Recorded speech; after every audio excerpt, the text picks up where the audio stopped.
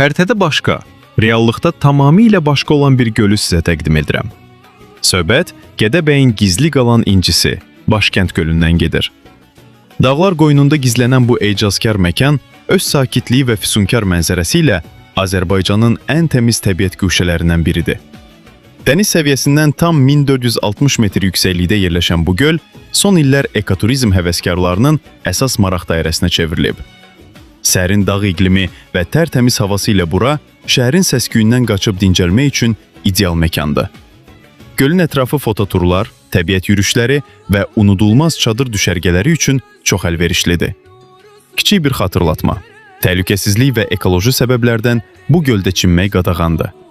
Gələn qonaqlardan da təbiətin saf qalması üçün təmizliyə ciddi riayət etmək xahiş olunur. Azərbaycanın bu və digər gizli gözəlliklərini birlikdə kəşf etmək üçün videonu bəyənməyi, repost etməyi və səhifəyə abunə olmağı unutmayın.